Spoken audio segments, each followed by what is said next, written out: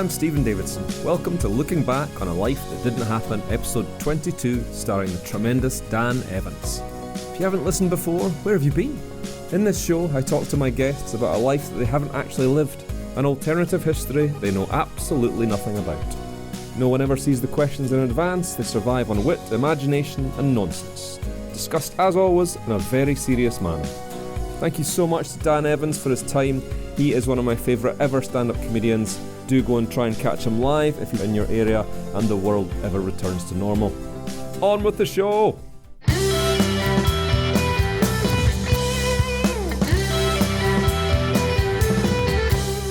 Dan Evans, welcome to Looking Back. Thank you so much for joining us. Not at all, Stephen. It's a pleasure. You're here on the launch day of Bad Guys Die, which is the latest in your detective novel series. And I don't want to seem negative right at the start, Dan, but you've now written and released 12 of the DC Minty Reed detective novels and still not sold a single copy. Why do you do it? I think it's more about trying to build up an anticipation for ultimately the ultimate release where all 12 will sell at once, or sometimes perhaps even skipping the idea that people will buy them as books and just going straight to the idea of a film, or perhaps being available in tablet format, as in swallowable. So the books are really me just honing sort of for formats of the future. And I've read a couple of promo copies, Dan, from your publisher. DC Reed's girlfriend is murdered in the fourth book, but he marries the same woman in the book that you've just released. Did you just forget? No. There's the Reanimation. I know you haven't bought any because nobody has, but there is in the book, there's 3 books in between there, even though that chronologically doesn't make sense. And in one of them, she is reanimated by, it's a sort of lightning situation. It's a kind of metal hat. You know, he buys her a metal hat, her corpse a metal hat, and the weather turns and the inevitable happens. So in a way, he remarries her without her. She has no former memories of her previous life. She's just been reset with an immense lightning strike, which means that he can correct mistakes he made in the relationship initially, which I always think is an opportunity we'd all love to have with so many relationships we experience. So in a way, it's sort of a wish fulfillment thing for just regular guys thinking, what would I do different next time? And for people listening, Dan, that sounds, the book that contains the lightning reanimation sounds spectacular. Would you be able to tell us which book that is, just in case anyone wants to buy it? It's difficult because I haven't written it yet. I said book. I was doing the rabbit fingers around book because I left that one. It was a difficult one. You see, it's all very well. Killing her was easy and reanimating her was relatively easy as well. Sorry, not reanimating. Then marrying once she was reanimated. But the actual reanimation it's a literary problem, which we've seen. I suppose the Dracula thing solves it, or even Frankenstein is perhaps a more accurate one to give an example. So I've left that unwritten in a way. I intend to write it possibly every third word, because that'll make it slightly easier, and then fill in the 2 words in between the 3 words that I have written until it comes together. So I don't have a release date for that, and I don't think I ever will. So I hope that clears that up. It certainly does. Moving on, Dan, I have a report in front of me from yesterday's Telegraph under the headline Captain Evans, that you've bought a decommissioned Navy destroyer. What do you intend to do with it, Dan? Well, that was a mistake. It was drunken eBay bidding again. So it was a bicycle last time, and this time it's HMS Dungeness, which is a shame. But I basically intend to moor it. I'm going to drive it. That shows how old a novice I am in these fields. I'm going to drive it up the Ouse estuary. The Ouse estuary as it comes in at King's Lynn in Norfolk, to a point where it wedges in the river. Because I think that'll do a lot for local tourism, and there'll be a certain amount of reflooding which will occur in the fens around King's Lynn, which were originally obviously marshland before they were drained by the Dutch, employed by King Henry IV, I think. I may be wrong. So the idea is buy it, wedge it up the River Ouse until it nudges into the width of the river, and then kind of see what happens, I suppose. How much did you pay for it on eBay, Dan, if you don't mind me asking? I haven't been able to look. It's one of those things where I know I've won the bid and I've authorised the money by sort of squinting, so I can't quite see the figures because I know it's going to be more than a couple of £100. So I'm worried about that, but I haven't yet had a call from the bank. But we shall see. It's mine, and I have bought it. we'll just have to play it by ear, I think. Okay. I've never quite had so many messages from fans ahead of a guest appearing, Dan. All of them wanting to ask me if the story about you taking part in a professional boxing match with welly boots on your hands is true. Why weren't you wearing gloves? Well, you've rather jumped the first question as to whether it's true or not, haven't you? Yeah. The second question assumes that it is true. So I'll answer the first question. Yes, it is true. The second question is that the boots was more about disorientating the opponent. I think when you're in a kind of, I'll say celebrity, again, I'm actually inverting my elbows now in the speech mark thing because I think it's a bigger inversion. Inverted commas aren't quite large enough to call me a celebrity, so I'm inverting my elbows, as I do, to call me a celebrity or a celebrity boxer. But when you enter the ring in a charity-sponsored celebrity boxing audition, the important thing is to disorientate your opponent. You physically can't beat them. So the best you can hope for is to gain 1 or 2 extra seconds by swinging, and suddenly it's not a glove, it's a boot. There may be a little bit of shit on the boot. So suddenly they don't know where they are. They drop their guard and the boot makes contact. It leaves a mark on their face and then they beat you senseless. But it is ultimately a few minutes after you would have been beaten senseless had you conformed to the stereotype of puffy gloves. I hope that clears that up. It does. Okay, the time has come to delve into the quagmire of your past, of happy days and doomsdays. You're born Daniel Elderflower Buenos Aires Evans in June of 1964 to Argentinian Marxist revolutionary Che Guevara and TV chef Delia Smith. How did those guys get together? Well, it's funny because before Delia was Norfolk's leading chefette, I think is what we say these days, isn't it? I don't want that's a bin fire. I don't want to go near chefette, we'll say, and keep it neutral. She travelled extensively, and she was tremendously passionate about the idea of freeing Latin America, all of Latin America, from the yoke of the remnants of Spanish imperialism, I suppose. And we can look at the rulers of Latin America at the time Che was around as being, I suppose, an ersatz kind of Spanish imperialist tribute act, even though they might, the leaders were mainly descended from, the conquistadors, if we look at it, which we don't have time to now, fortunately. So she was fighting in the hills. The funny thing is, she was fighting to take, I think it was Bogota. It was about 2 years before I was born. And the funny thing is, she went into a little taverna, which was in a village 15 miles from Bogota that overlooked from a hilltop. And this is the funny thing. Che was actually a chef in this cantina. So it was sort of roles reversal. He was the chef and she was the guerrilla leader. She wouldn't like the term leader. She was really trying to take the ranks out of it and make it flatten the pyramid of power. That was what Delia was all around. So they basically hit it off over huevos diablos, I think it was, which is a sort of omelette dish with bits of sausage and lots of chili, possibly too much chili. And one thing led to the other, and I was born. I was born the moment they took Bogota, which of course isn't recorded, as is not their taking of Bogota. It's one of those hideous things about history that it can lie with such a clear conscience. So there we have it. That's all I know so far about that. And in your autobiography, you paint your earliest memory as being your dad teaching you how to snake hunt using bananas. Can you tell us how that worked? Well, yes, I remember. I won't call him Che because he was my father. I'll call him Mr. Guevara because he was extremely uptight about that sort of thing. He didn't want to get too close because he knew he would at some point die at the hands of a right-wing militia death group, so he wanted to keep us distant, so it was always Mr. Guevara. The problem with that, the banana thing, is it takes so long. The first hit will annoy the snake, the second will annoy the snake further, it will lunge at you, and you will, preferably with a thick coat on, back to front, just keep going at it with the banana, change the banana will soften, try and use bananas that are as least ripe as possible, and just hit and hit and hit. You'll get through possibly 20 to 30 bananas, and then eventually the snake it usually dies of boredom because it's just such a relentless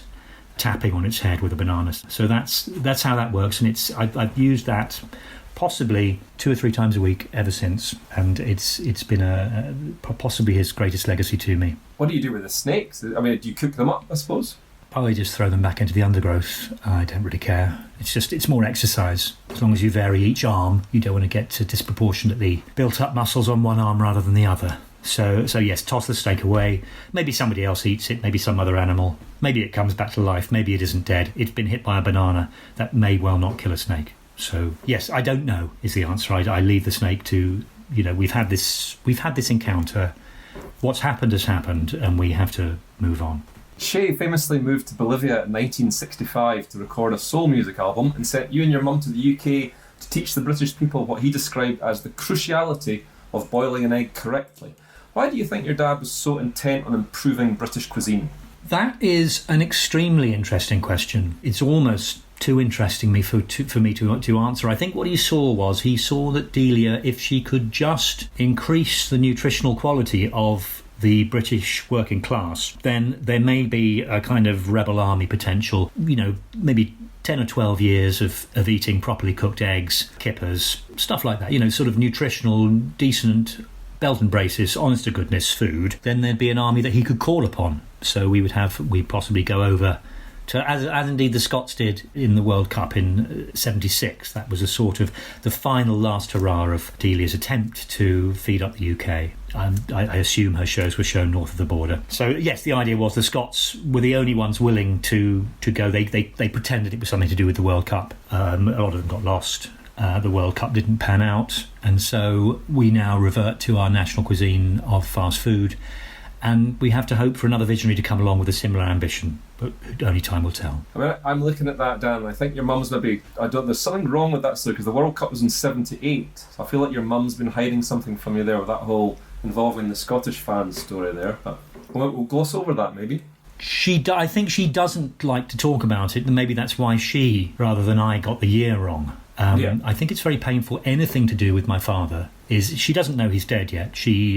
We've kept her away from all media apart from the cooking channel since the mid '70s, and so she's unaware of his death. I've been writing letters to her as Mr. Guevara, my father, improvising a lot of stuff, mostly about killing snakes with different fruit. Club-shaped fruit of different sorts. And so it's become more a kind of post-it note every month or so now, usually a couple of sentences, I think the idea was we would hope she would lose interest in her husband, and especially when the beard turns grey, because we've been doing drawings and sending those as well. And then when the news of his death came, it would be far, far less traumatic for her, and she would be able to continue on various the cooking channel without, because if you cry while on the cooking channel, you lose your show because the tears fall in the dish, and it alters the water content, which, especially for baking, is something that can affect a cake or souffle's ability to rise, and so they can't have that. So she will lose her job if she cries into her dishes. So we must keep this news from her until we believe she's able to take it without excess grief. I realise this is a difficult point for you, Dan, so maybe we'll return to Delia's story, really. Once settled in England, Delia immediately sets up a revolutionary school called Beef Olive Secondary in Parsons Green. Initially, there's only your mum teaching, and you as the only pupil. Did that seem strange to you? And what was she teaching? Was it just cooking, or...? Well, it's funny, the Parsons Green experiment, as I think we know it now. It features in a lot of sociology textbooks of the time. I think she was worried about rolling it out before it had undergone 6 months or so of, I suppose, validation. And so basically the idea of the school was she would teach what she felt like, but the key principle was that the pupils, which is, me, were allowed to control their own egg intake. So there were none of the usual parental hang-ups about eggs, one for breakfast twice a week or an omelette at the weekend. I could have as many eggs or as less eggs, I don't want to get the grammar Nazis on me, or as less eggs as I felt like at any point during the time. There might be a month where I wouldn't have a single egg during lessons or at any other time, and then suddenly I'd find myself having a 4-egg omelette 7 or 8 days. I say on the trot, but that's almost the worst. It was the opposite of that. It was a situation where I became so constipated the experiment had to be abandoned.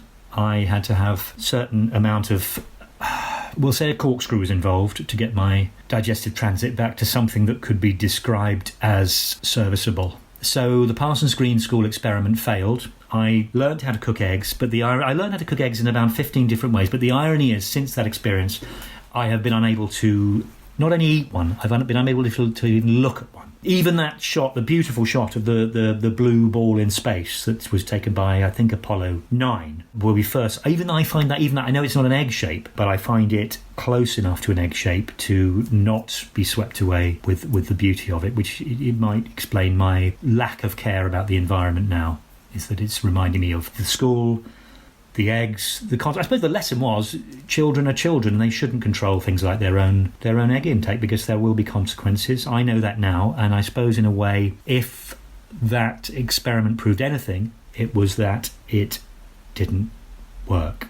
And it's perhaps connected to that last answer, Dan, but your memoir states that you got the belt almost every day despite being top of the class. What were you doing wrong? I was also bottom of the class, which is always a problem when you're the only person in the class. You get the ultimate reward, the gold star, and then you know the belt's coming. And of course, this was the 60s or the 70s or whenever we agreed it was, and my mother would never have used violence, so she gave me a belt, which... It sounds nice. Mexican, or often the idea was they were from my father. She didn't know he was dead. I'd actually sent the belt. That was the tragic irony. Often with sort of tooled in the style of Colombia or Bogota, of one of the places he used to so hunger to liberate. And so every day I'd get the gold star, and for a moment there'd be elation. Then she'd say, "You're getting the belt again because you're bottom of the class because you're the only pupil."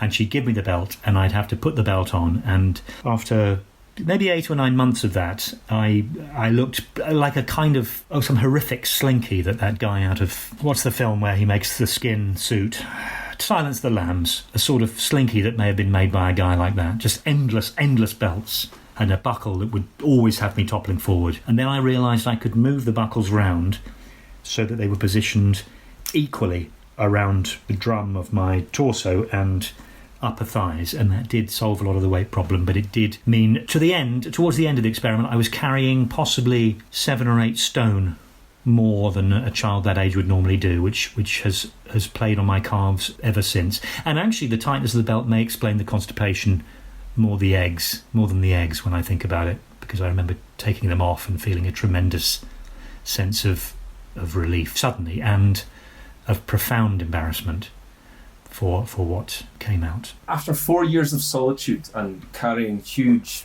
belt baggage, you're finally joined in the class by future boxing champion Henry Cooper and naturist David Attenborough. What were they like to have as mates, Dan? They weren't. It was funny because we kept our own counsel, I think, even though there were only 3 of us. I think there were incidents. You see, there were reasons why we could never really see eye to eye. David was very preachy about animals and things.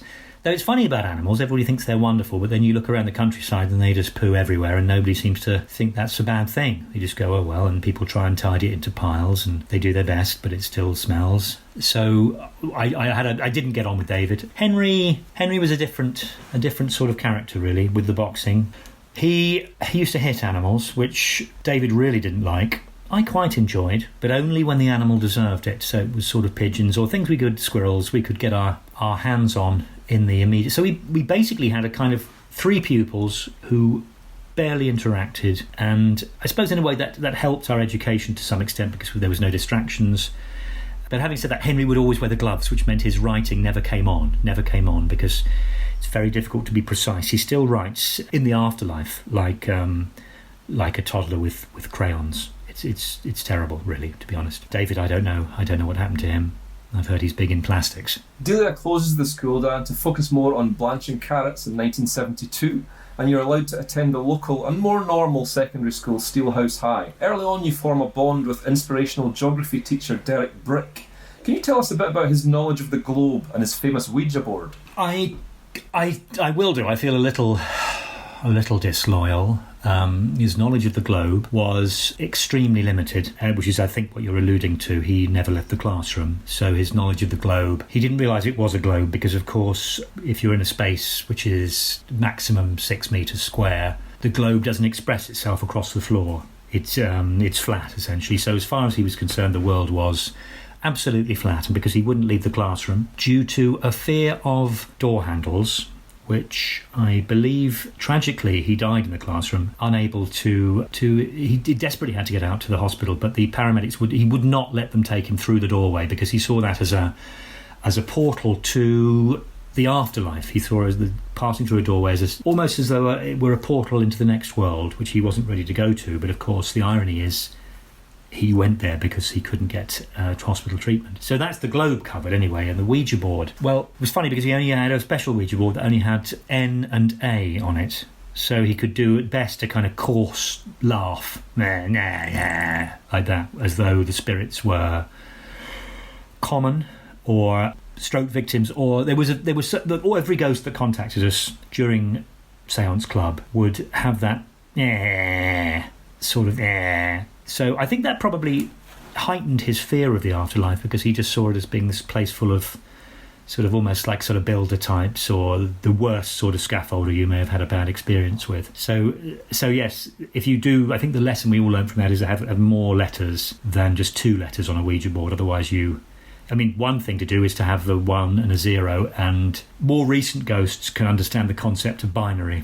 I say more recent, somebody like Charles Babbage would probably be on board for that as well. So you could communicate just 110 00 1111 0011, which in binary, as you know, means I am at peace.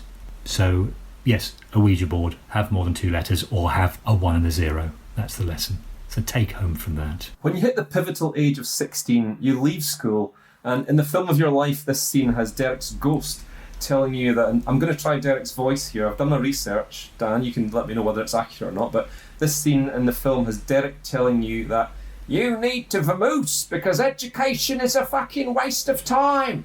Is that actually how it happened, Dan? It wasn't a bad impression. It wasn't Derek's voice. At best, it could be a copy of Derek's voice. It's more or less how it happened. I think he knew he was unable to leave the classroom, and he knew that we developed a bond, a very weak bond, and he knew it would only take one simple sentence like that for me to step out into the outside world, and gradually, through the use of leaks in carbon monoxide boilers, reduce my IQ, because he saw education as one of the most poisonous, despite being in education himself, one of the most, maybe because he was in education himself, had such a low opinion of himself, education being something that must be reversed at all costs. So over the course of the next few months, I was able to take 50 or 60 points off my IQ just through the use of a defective gas boiler and ensuring the windows were never open for the specified minimal ventilation. Dan, the big bad world leaves you in a confused spin for a few years, until in your 19th year you helped build a 220-mile cycling route around the UK, which passes lots of stuff to do with the history of preserves. What inspired you to set up the Jam Tour? Oh gosh, you know when something just... You wake up in the middle of the night and you just go, well, that's it, isn't it? That's what my life's about. I think it's because it's not strictly speaking just Jam. There's also the Jam Club, which is a sort of twice weekly. Excuse me. It's just I have an allergy to jam, so even talking about it brings me up in the slight that my throat puffs. But the Jam Club is essentially, which is where my interest in preserves come from. It's the first big business opportunity that really took off. 3 times a week you get sent a crate of 9 jams from around the world, and basically you're committed for 5 years, 9 jams, that's 27 jams a week to sample at your leisure. And when you attain full diabetes and die, the promise of the Jam Club is that you will be preserved, boiled, and that boiling point put into a sealed vacuum Kilner jar, so that you yourself become almost like human jam. So as you go to all these jam places that are mentioned on the cycling tour, you'll find there's a door at the back. Usually you have to unscrew, there's a very specific jam, I can't specify what it is because you have to be a member of the Jam Club, and as you turn it, a doorway opens and you find yourself in a horrific sort of corridor. Either side, humans who've been preserved for eternity, former members of the Jam Club, in a kind of tinted jelly in giant Kilner jars. So I think that's the ideal way to round off a 25, 30 mile cycle journey. To be honest, I saw the two things were sort of just come together, don't they? You can, that it was a no-brainer.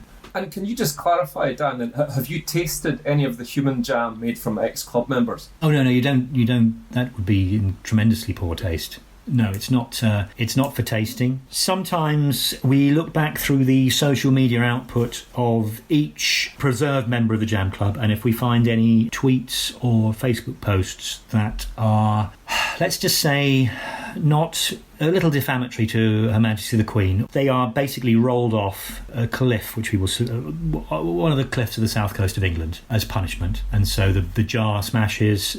And the whole mess goes into the channel, broken glass everywhere, and the other people learn that they shouldn't join the Jam Club if they have anything doubtful in their past that maybe would see their preserved remains launched into oblivion like that. So no, it's not for eating. That would be the wrong thing to do. I think we could all agree with that.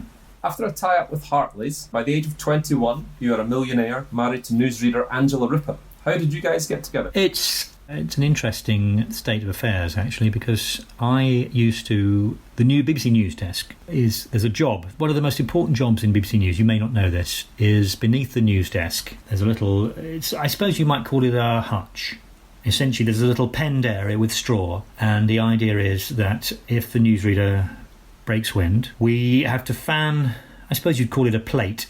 Fan a plate quickly as soon as we sense that that's happened, and just to disperse the smell, because we feel that it could, if they're doing a joyful story such as a royal wedding or something, and then they accidentally smell their broken wind, then their face could drop. It'd be a terrible punch to the morale, or punch to the stomach of the national morale if their face drops when we've won an international football tournament, or Princess Anne has remarried, or I'm sorry, I shouldn't have told you about that. That's classified. So yes, the wafter, the beneath desk news wafter, and the charming thing about Angela was she never did break wind. She never did it. So I never had to fan the plate, and I felt very redundant on there underneath in my straw, and I used to just rustle around, and she'd kick me a little bit because sometimes the microphones picked it up, and I suppose a bond just formed over the course of 18 months or so.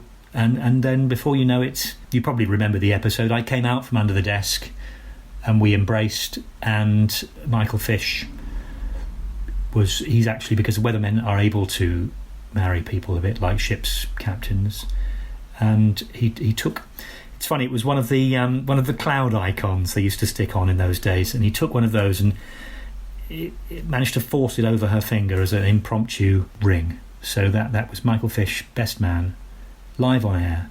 I think it was the first time a newsreader had married an underdesk news hutch plate fanner ever, and I think it remains a record to this day. But you fell out with Fish almost immediately afterwards, Dan, didn't you? Because of the very fact that you'd called it an episode of the news, and Fish was vehement that it should be called an edition of the news. Yes, he hated the idea that we would reveal it was pre-written. He wanted people to believe it was happening spontaneously, that he was hovering over the country and just riffing on the clouds and stuff, despite the primitive graphics of the time. And we didn't we've never spoken since. We text abusive 4-letter words to each other pretty much every 25 minutes. So I don't think there's any going back on that. I don't think we can't clean that up. And is it just words, Dan? Do you ever text them? Do you ever get creative with like weather emojis? No, I'm not playing into his hands. No, absolutely not. I never use an icon because that was his life. Icons were his life, and so I think if I just keep to letters, it'll keep. I'm getting under his skin, aren't I? I'm getting under his skin. His increasingly baggy skin, which becomes even easier to get under. You just have to make a little. It's about making the incision, and then you're under, if that makes sense. So yes, I'd never use an icon. Angela Rippon doesn't stay with you for long, Dan, as you spend so much time building and working on your new invention, the oil tie. Can you tell us what the oil tie was? Well, as you know, there was a lot in the early 70s. There was the oil crisis where the price of oil went through the roof. The OPEC cartel restricted supply to the West. I mean, they were sort of showing what they were capable of, and in a way, it's backfired on them, hasn't it, really? Because now we go over there and get it anyway. But the idea was we were looking for new uses for oil that the old Greenpeace wouldn't kick off about. So we thought, actually, why not why not a tie that can be worn in a swimming pool when you just have trunks and you're in the water and your neck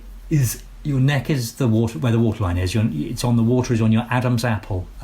The idea was that you could just you would have a tie outline basically constructed from something no thicker than a human hair.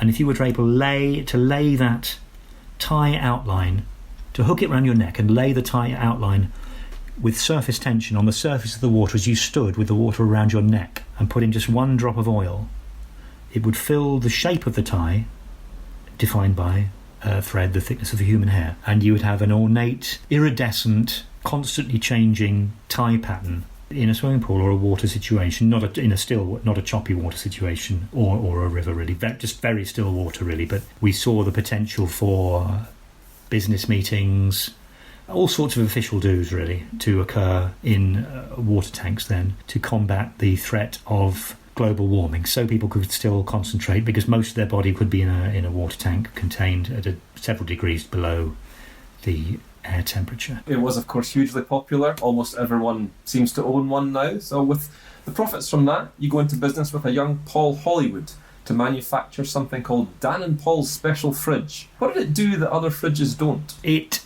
didn't work. That was the trick. It was, I suppose, if you were being a pedant, you might call it a cupboard. Let's leave it at that. No chill factor to it at all. Well, no, that's a ludicrous thing to say. It very much depends where you put it. It would basically chill to the same extent as what was outside of it, which, is interesting. We didn't the sensors of it was very difficult to get the sensors to replicate the temperature outside and create it inside. So in the end, we just put a little thing on it which left the door slightly open, which achieved the same result. It's still sold by the shed load, basically on the back of the success of the oil tie. People thought it's an Evans product, it's a good thing, sold loads of them. You make a hefty wad of cash from that and decide to embark on an epic voyage of self-discovery between the ages of 24 and 34, visiting countries that contain the letter T. Can you quickly tell us a little bit about that trip, about those 10 years? Yes, you're right that it was a voyage of self-discovery, because though I visited a couple of countries with the tea thing, I always found the media blew that up out of all proportion, really, the whole tea thing. It was more about self-discovery. My hands had never been below the point between my nipples and navel. Do you imagine that? Yeah. That was the lowest my hands had ever been on my own body up until that point. So though there were some countries involved which had tea in them, Ireland, Holland, Germany, three that weren't included because they didn't have tea in them. The main thing, it was self-discovery, so I started to explore my body below that point I've described, between navel and chest, below it. So probably by year 4 I'd already got round to the knees, and the very interesting to find your legs bend only one way. Very painful as well to find they only bend sort of backwards, this hinged area called the knee, which was total news to me. And I suppose by the end of the sad thing is I had to finish after 10 years for legal reasons, which I'm forbidden from revealing to you. And I hadn't quite finished the voyage of self-discovery, and I only got down to 2/3 of the way down the foot. So I'm still not quite sure what's that very last bit of my feet is. But, I mean, I'm hoping to return to that maybe when I'm retired or something, take a bit of time to explore that area of myself, the very tips of my feet. I've no idea what's there. And on your return from your partial journey around yourself, your mum takes you straight from the arrivals gate, which is, of course, just your front door, straight to a Norwich City game, where in the director's box afterwards you meet with TV mogul Simon Cowell. He's so impressed with your banter and card tricks that he offers you the lead presenter gig on his new show, Hunt the Badger. Can you tell us a bit about the format of Hunt the Badger? Yes, it's, I'll be honest, the reason why it sort of stayed on cable television were problems to do with the mustard content, because it was Norwich City, it was Delia. There were so many golden handcuffs, I suppose, because of the colour of mustard, whereby Coleman's were desperate for a format to push the mustard side of things, because mustard's one of those things that we've all got a thing of mustard in the cupboard, and we use a kind of tiny bit every once in a blue moon, and if you're on Coleman's, you're worried you're not shifting mustard, because people have a little jar of it, and that's then done for the next 18 months, isn't it? So essentially it was a show to promote mustard. The badger was a bit of a weird steer because, of course, there weren't any badgers in the show. It was merely the unemployed being paid increasing sums of money to snort stronger and stronger mustard powders while people betted on what their heart monitor would do, whether it would go up, down, stop. You basically bet every couple of minutes and try and anticipate what the heart monitor is going to do because of the mustard's very powerful thing. I think the other thing was the horseradish lobby were getting bigger and bigger, a very similar product to mustard in terms of what it does to you.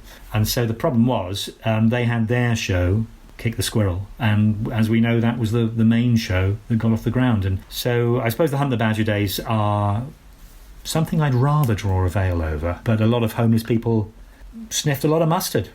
So in a way, it's hard to see it as a total failure. Can't be a bad thing, Dan. No, it can't. You're right. I think yeah, that's true. That's true. Can't be stressed enough. You famously left the show after falling out with your co-host, footballer Ian Wright, who was previously a die-hard Minty Reid fan. What happened? Well, I realised that, as we said at the beginning, I haven't sold any of the books. So I knew when he claimed to be a die-hard Minty Reid fan that he was bullshitting me, and that's not something I tolerate in anyone. And so I understand his urge to be liked. I understand his urge to want to have some sort of chemistry with his co-presenter, but I think you can't lie about reading something that they have, they won't have done because it's never been, no records of any sales anywhere. And of course a few of the audiobooks shifted, but because I had the quite severe laryngitis at the time, even by turning up your volume to maximum, it still wouldn't be quite as loud as when Bruce Willis turns the tape up in Sixth Sense and hears the voice of the ghost in the background from his client years ago that he only realises, and then he realises that his client also saw dead people. So Ian Wright, he was being insincere. He said he liked something that I knew he had zero experience of. So we had to go, and the upshot was they liked him more than they liked me, and that was that. I went on. I left with all the dignity I could gather. I pulled my trousers back on and I shuffled across the floor, out of the studio, and into a bush. And are you, just a point of order, Dan, possibly in defence of Ian Wright, are there not even any of the detective series in libraries? There's no copies he could have read in a library? I don't think Premiership footballers, if that's what I think that's what he was, would go to a library. There'd be too many issues about people coming up and saying, "Oh, you're Ian Wright," and then shh, and then them going, "Oh, you're Ian Wright." And I think it would be very difficult for a celebrity to use a library. I think that's why they're shutting down. It's not so much that the poor people or the normal people aren't using them, it's just that the celebrities aren't using them because they get recognised too much. So really, until we have libraries with a kind of fast-track secret rear celebrity entry with a little red rope or a bouncer or something, where they get maybe half an hour, I won't say before the general public because that would imply they have to come at the crack of dawn, and these people are up all night doing amazing things. So I think they should not even phone ahead because it shouldn't be their job. If a celebrity is sighted, the library should be cleared. They should have half an hour to make their choices. But as I said, I think that's why I think he was being disingenuous, is I know he never had a library card. I went through a lot of his belongings in the dressing room, and the many different cards to many different clubs, Tufty, other ones, he didn't have one. So I don't believe that. I won't say in defence of Ian Wright is a phrase I've heard so many times over the years, and it makes my blood boil. Okay, we're almost up to the present day, Dan. In despair at the sudden end to your fledgling TV career, the next day you head straight for the Laugh Box Comedy Club in Ealing and demand a slot. Due to your temper, they agree to put you on that very night, and you storm the gig so fiercely that 3 people died of heart attacks from laughing too much. Did you have mixed emotions about that? I do. I just want to say as well, for the record, I'm not proud of the man I was. I'm not proud of the man I am. So I'm consistent, if nothing else. But yes, the heart attacks were had. The audience were very fat. Some of them had been there all week because of the effort to go down the stairs. Having come up the stairs, they thought, well, we were going to come next week anyway, so we'll stick around. So I wouldn't want to put it all down to my my hilarity, I will say a lot of it is, probably the bulk of it is down to poor health on the part of many of the audience. Of course, this was in the days where you couldn't smoke, but people did. It was one of those days. So I hope that's brought a bit of clarity to that. You toned down the gag hit rate slightly for future gigs anyway, Dan, to prevent quite so many audience deaths. Smoking related, gag related, you're not taking risks. But the rest is history. A new TV show in Argentina, filling 35,000-seater arenas and world tours and giving millions of pounds to animal charities. Finally, Dan, we reach the stand by or catch a ship section. Basically, this is me, I'm giving you quotes from your past, and I want to know if you still think this way or if you don't. So these are things that you've said, and I'd like you either to stand by them by saying stand by, or distance yourself from them by saying catch a ship. You can either just say the catchphrases, or you can give me a little bit more. Are you ready? I am now, yes. I wasn't just then, but I am now. Number 1. Oregano is not all it seems. Oh, stand by. Absolutely stand by. Totally stand by. I don't think I need to expand on that. I don't think I can expand on it. Number 2. Everyone who plays the violin has a murderer's heart. I would say, I can't use either of the catchphrases of that, because I've since taken up the violin, and though I have killed the 3 people you mentioned with my hand, I wouldn't call it murder. I would call it a killing with kindness. So I would say possibly. I'd say don't trust somebody with a violin, especially if they're playing it while talking to you. It implies they're trying to control you at some subliminal level, related to your experience over the years of violins in film and cinema and movies. Number 3. The Scottish band Delia Smith were all robots. The funny thing is, I can't stand by that, but only because it's of the poor phrasing. It's now the Scottish band of Delia Smith are still robots. Right. So is that you catching a ship or standing by that one? Sorry, you're catching a ship, right? I'm standing by a ship, and then I'm changing my mind and deciding to catch it. Okay. Number 4. Danish pastries are what Jesus died for, not our sins. Well, there's evidence of that, isn't there?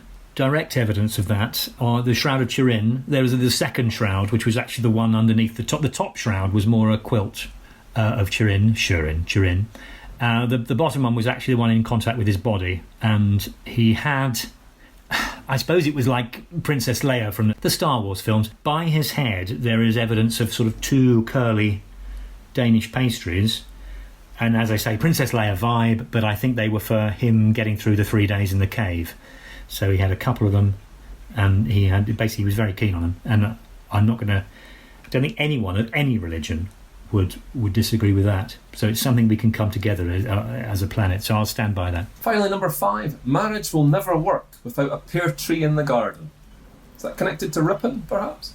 I hope you wouldn't bring up Ripon. And the funny thing is, I was thinking Ripon, North Yorkshire, of course, because I married that briefly after divorcing from Angela, trying to recapture some of the magic, perhaps, which usually just meant caressing the mare twice a week on the town square on a sort of plinth that a boxing match might have, a sort of built-up stage area. That was when I married Ripon in North Yorkshire. But the Pear Tree comment, I think that was said in the heat of the moment, so I'll catch a ship on that. Absolutely, catch a speedboat. Dan, thank you so much for been a pleasure. Coming on the show. We finished by going on to your funeral. You've asked that your body is fed to sharks. Why is that? I'm hoping that some of my larger bits might get stuck in one of the shark's throats, and it will realise what it's like to feel its life is in danger. And so it's almost like I'd like to leave by passing a lesson on to the animal kingdom. But who knows whether that'll happen. I suppose I need to specify not to be too finely diced. And lastly, why have you chosen Waterside by the Unholy Peanuts to be playing over the ship's stereo as you're digested? I suppose some people would say what a cliche, but other people would say cliches are cliches for reasons, wouldn't they? Other people would say cliches, it's not a cliche, and then other people would say that sometimes a cliche can be a damaging stereotype. So I suppose it was something that would have a final upbeat kick the bit where the little drum bit at the end. It's like boom, boom, like that, and that's sort of last gulp of the last bit of the last shark, and then that will hopefully coincide with a boom tish, and we're done. You know. Dan Evans, thank you so much for your time. We throw you over the starboard side as we play you out with Waterside by the Unholy Peanuts. It's very kind.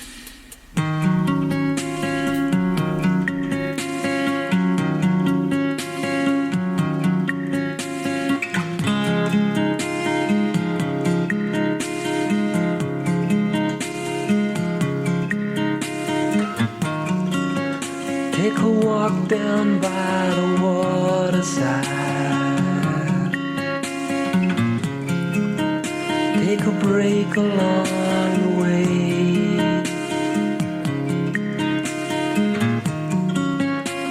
I've only got my time to spend. Spend it with you today.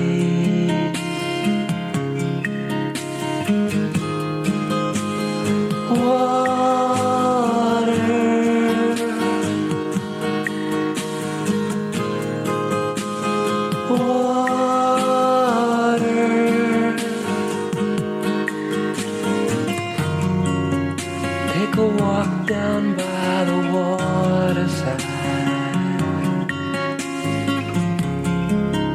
Take a break along the way.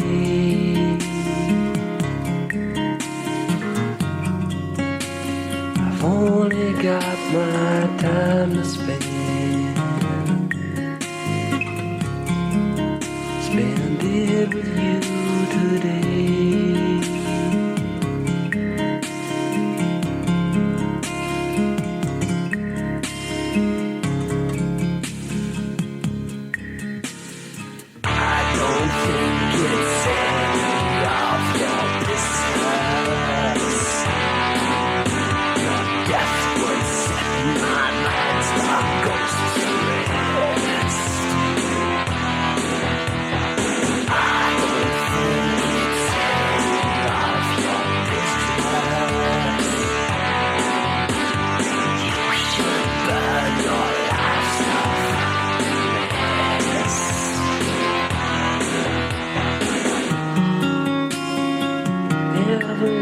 Surrounding me with such amazing grace,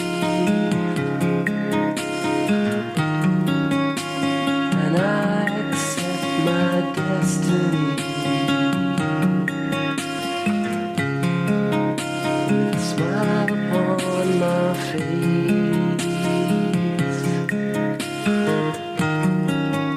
Take a walk down by the waterside. You can stroll at your own pace. Gotta give yourself a break. Can't win the human race.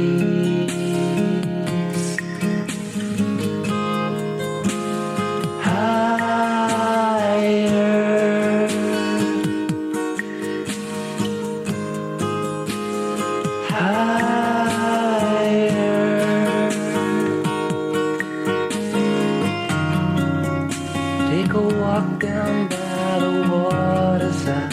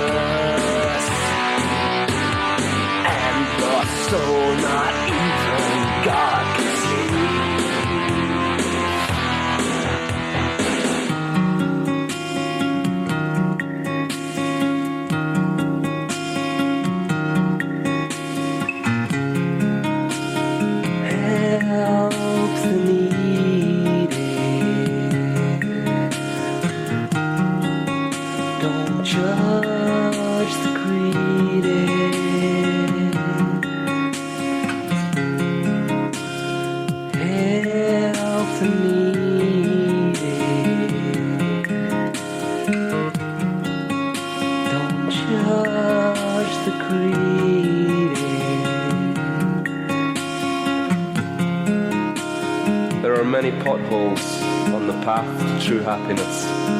But if you're taking big enough steps, then you'll get there. You'll reach the village at the end, and I'll be there, ready to shake your hand. Don't judge the greedy.